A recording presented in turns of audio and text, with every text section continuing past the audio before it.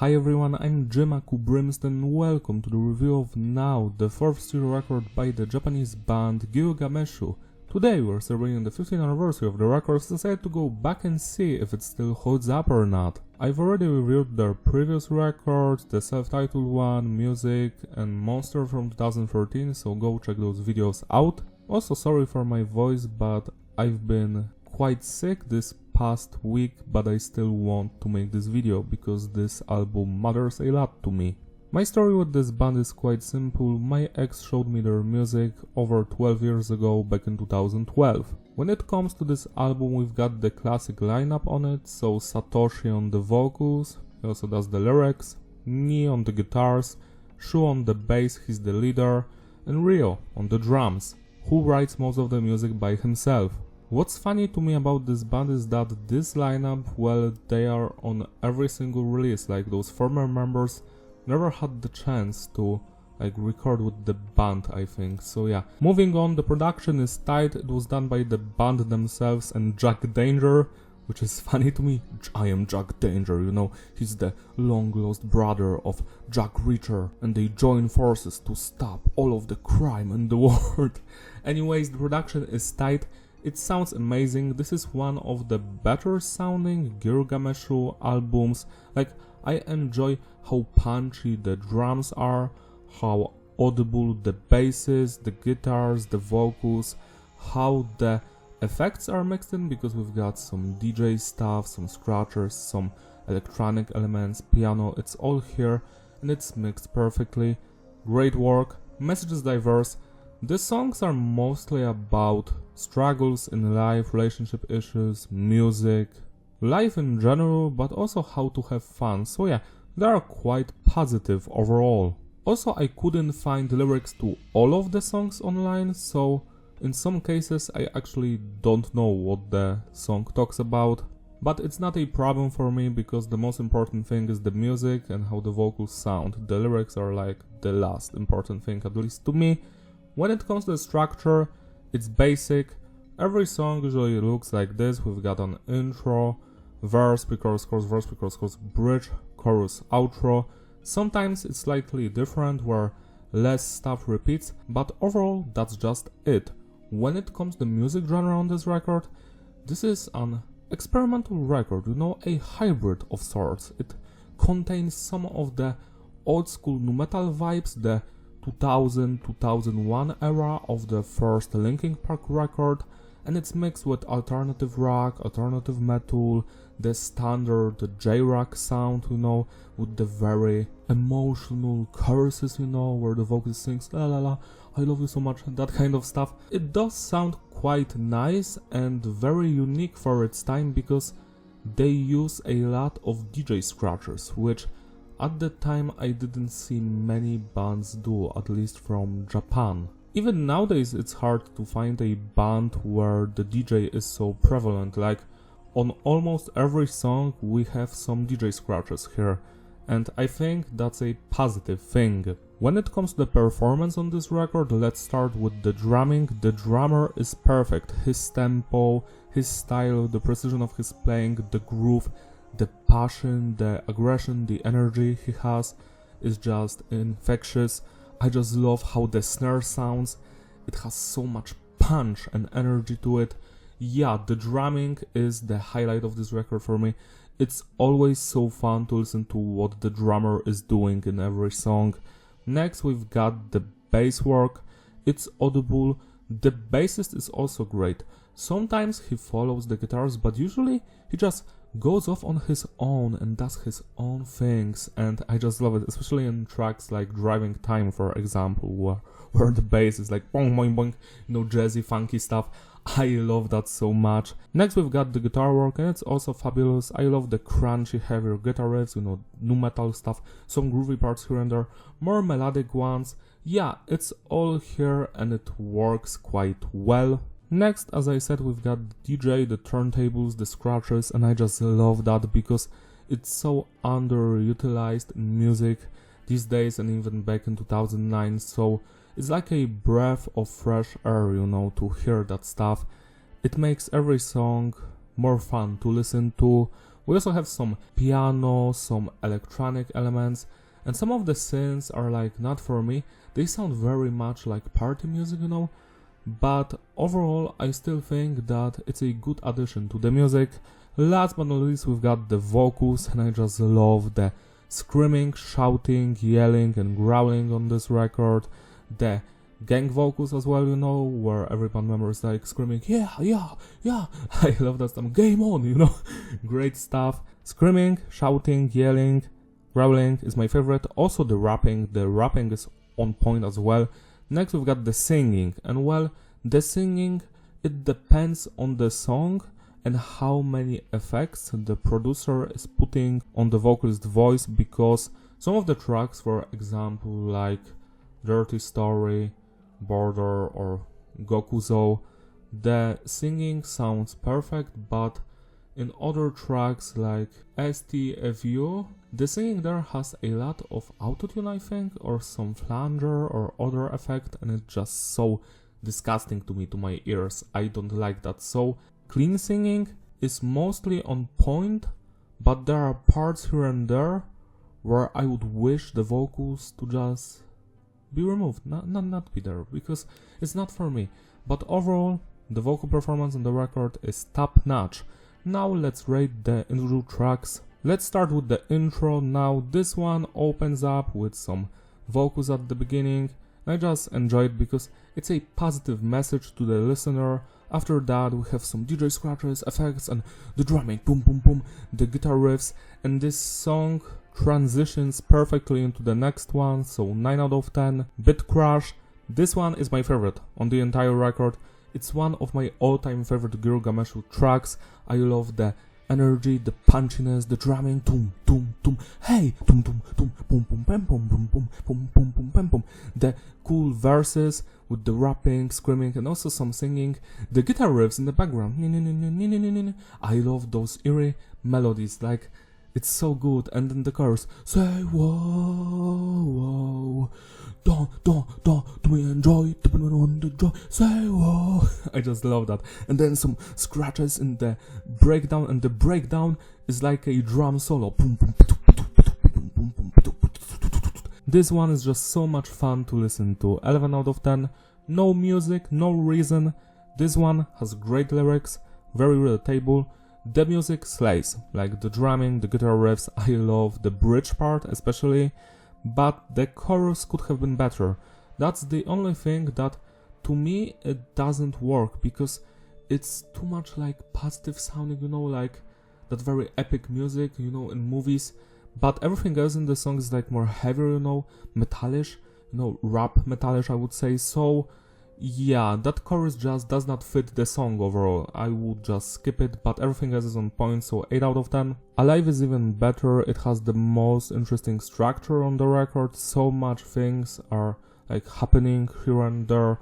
Love the verses, the bridge part, the pre-chorus, but the chorus that happens in the middle of the song, that's my least favorite part. Again, because of the singing, but everything else slaps. And it's kinda annoying, because most of the singing on this song is like perfect, I love it, but that chorus part in the middle, which happens like twice in the song I think, it's just not for me. But everything else is. 9 out of 10. I think I Can Fly. This one, very fun to listen to. I just love the Korn influenced guitar riffs here and there, which you can hear in the background. They have that eerie tone to it. The beginning slaps, same with the verses. Again, some of the singing not for me, but it's a great song. 8 out of 10. Beast, it's a great song to listen to. I love the pace, the more heavier guitar riffs. This one sounds more sinister and less positive, I would say, but what drags this song for me are the female vocals in the background. No, they're like cheering up everyone, yay, yay, yay. And yeah, I know that this stuff been happening to music in years, you know, with Marilyn Manson stuff, etc. But I just don't enjoy it. Like, why are they there? I don't want them there, but everything else slaps. So 8 out of 10. Nobody. This is the ballad of the record. I really enjoyed the guitar melodies and the bass lines. The vocals, yet again, are the weakest part of the song for me, but I still do enjoy it. It's not a bad song, it's just not for me, but when I'm going through the record, I will never skip it because it's a breath of fresh air on this record. 7 out of 10. Suiren is a little bit faster than Nobody, but it's still more laid back, more in that vein. When it comes to the vocals, yet again, that's the weakest part, the singing, but the song is fun to listen to. There's also a single version, and that one has completely different production, so if you're interested in that, go check that out, because I do enjoy the album version more, even if the single one has like more raw vibe to it.